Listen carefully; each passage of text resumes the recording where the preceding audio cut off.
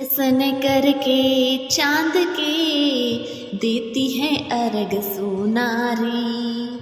पति मुख ही दर्शन प्रथम फिर पीती है वारी, फिर पीती है वारी। ओम नमः शिवाय, हर हर महादेव। प्रिय भक्तजनों, एक बार फिर से आपका आत्म प्रेमी यूट्यूब चैनल पर हार्दिक स्वागत है।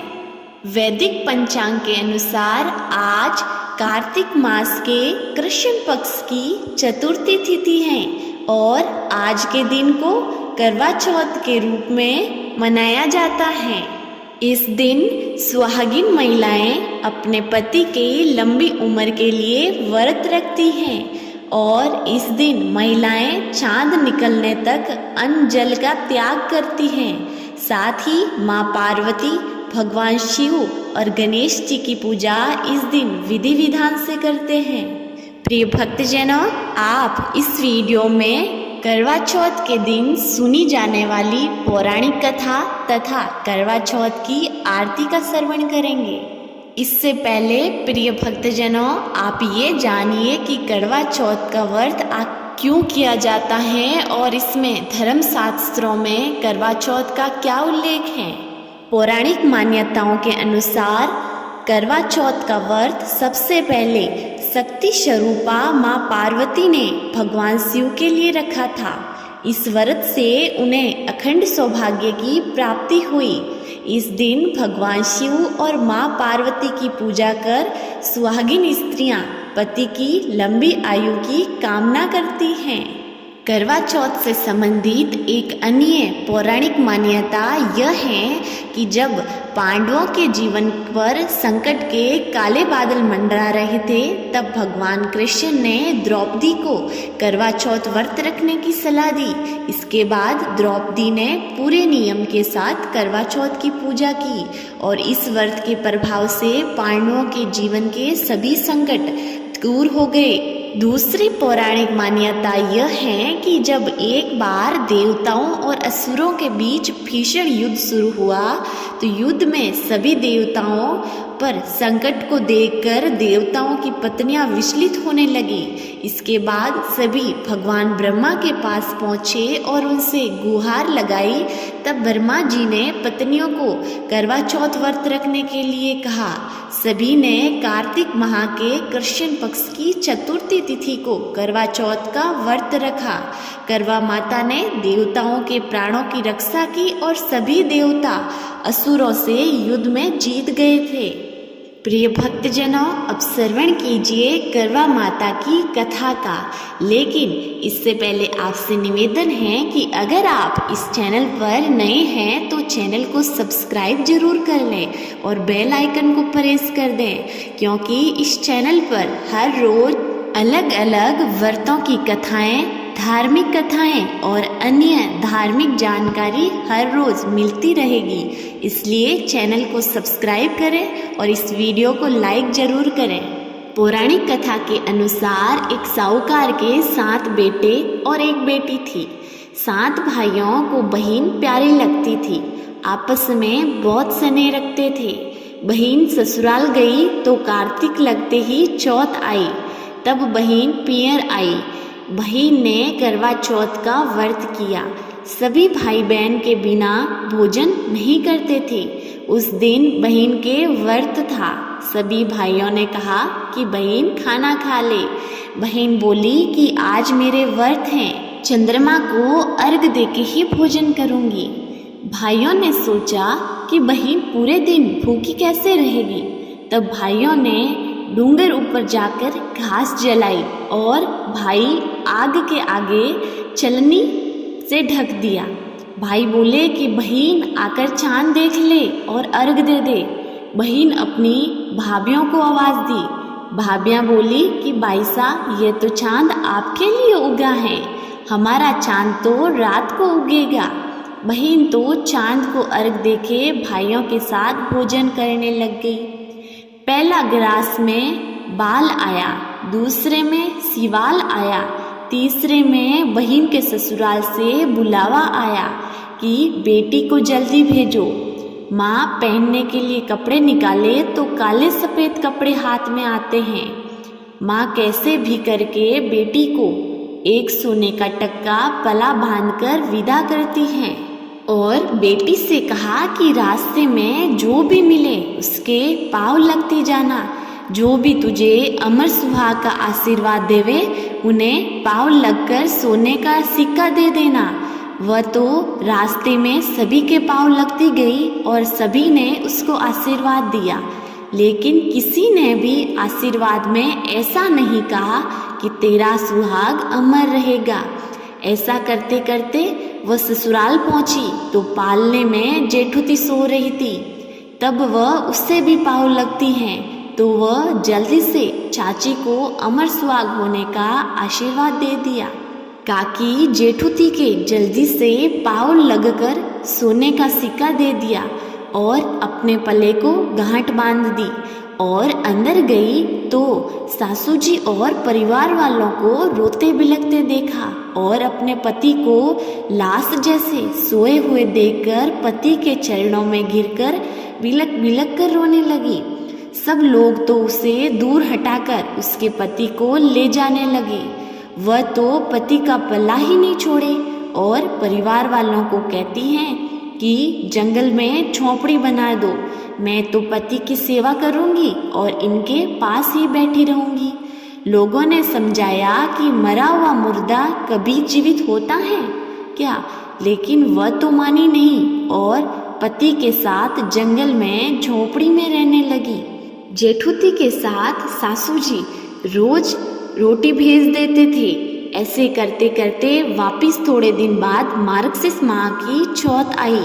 गरजती गाजती वाप आई 7 भाइयों की बहन करवाले, चालनी में चांदी देखने वाली करवाले, पति फुकालू करवाले। जब वह बाहर आकर बोली कि हे चौथ माता मुझे क्षमा करो, मेरे से गलती हो गई, और चौथ माता के पाँव पकड़ लिए। चौथ माता बोली कि अगली चौथ माता से सुहाग मांग लेना, वो मेरे से बड़ी हैं। ऐसे करते करते चौथ माता और आई, उन्हें भी सभी की तरह पाँव पकड़े। जब चौथ माता ने कहा कि कार्तिक माह की चौथ माता तुझसे नाराज हैं, उनके पाँव तुम छोड़ना नहीं, वही तुम्हारे सुहाग देगी। कुछ समय बाद में कार्तिक मास की चौथ आई। बहन ने चौथ माता के पाँव छोड़े ही नहीं। वह तो चौथ माता बहुत ही गरजती गाजती गुस्से में आई और बहुत भला बुरा कहा, लेकिन वह बहन तो उन्हें जाने भी नहीं देवे और अपना सुहाग मांगती रही। आखिर में चौथ माता उस पर प्रसन्न हो गई। आँखों में काजल, नख में मेहंदी, सिर से मैण और टीका से कुंकू निकालकर हथेली में गीली करके उन्होंने पति के ऊपर कुंकू से चीटा दिया। उसका पति तो उठकर बैठ गया और कहने लगा कि मैं कितना सोया, बहुत नींद ले ली मैंने। फिर उसकी पत्नी ने उसको सारी बात बताती है। वह भी चौथ माता से आशीर्वाद लेता है। चौथ माता जाती हुई झोंपड़ी को लात मारती हैं तो झोंपड़ी से महल बन जाता है और बाग बगीचे हो जाते हैं। शाम को जेठुती जब रोटी लेकर आती हैं तो झोंपड़ी कहीं नजर नहीं आती, बल्कि अंदर से काका काकी के बोलने की आवाज़ आ रही थी।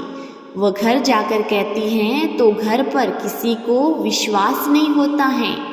सभी लोग बातें बनाने लगे। इतने महीने हो गए हैं कि जंगल में कोई कैसे रह सकता है, किसी के साथ भाग गई होगी। फिर भी जेठुती के कहने पर सभी लोग देखने गए। वहाँ पर झोंपड़ी की जगह महल हो गया। माँ कहती हैं कि यही मेरे बेटे बहू हैं। सासू जी ने बहू को पूछा कि ऐसा चमत्कार कैसे हो गया। बहू बोली, मैं तो चौथ माता के पाँव पकड़कर बैठ गई। चौथ माता मुझ पर प्रसन्न होकर मेरा सुहाग वापस दे दिया। सासू बहू ने पूरी नगरी में हेलो फिरा दिया कि विवाह की हुई बहू बेटी को करवा चौथ का व्रत करना चाहिए और कथा कहानी सुनकर शाम को चंद्रमा को अर्घ देकर फिर व्रत खोलें। हे चौथ माता, जैसे उसकी बहू बेटी को सुहाग दिया, रक्षा की, वैसे ही सभी के सुहाग व बेटे की रक्षा करना। कहानी कहने वाले को, सुनने वाले को व हुंकार देने वाले को, सभी के परिवार को सुख देना। प्रेम से बोलिए चौथ माता की जय। प्रिय भक्तजनों, अब श्रवण कीजिए करवा माता की आरती का। ओम जय करवा मैया, माता जय करवा मैया, जो व्रत करे तुम्हारा, जो व्रत करे तुम्हारा, पार करो नैया। ओम जय करवा मैया, माता जय कर मैया, सब जग की हो माता, तुम हो रुद्राणी। ओ मैया तुम हो रुद्राणी, यस तुम्हारा गावत, यस तुम्हारा गावत, जग के सब प्राणी। ओम जय करवा मैया, कार्तिक कृष्ण चतुर्थी, जो नारी व्रत करती, ओ मैया जो नारी व्रत करती, दीर्घायुपति होवे, दुख सारे हरती। ओम जय करवा मैया, होय सुहागन नारी, सुख संपत्ति पावे। ओ मैया सुख संपत्ति पावे। गणपति जी बड़े दयालु, गणपति जी बड़े दयालु, विघ्न सभी नासे। ओम जय करवा मैया, करवा मैया की आरती। व्रत कर जो गावे, ओ मैया व्रत कर जो गावे, व्रत हो जाता पूर्ण, सब विधि सुख पावे। ओम जय करवा मैया, मैया जय करवा मैया। बोलिए करवा माता की जय। प्रिय भक्तजनों, मुझे पूरी उम्मीद है कि आपको कथा और आरती दोनों ही पसंद आई हैं। अगर पसंद आई है तो वीडियो को लाइक कीजिए और चैनल को सब्सक्राइब करना तो बिल्कुल मत भूलिएगा। मिलते हैं अगली वीडियो में, तब तक के लिए हर हर महादेव।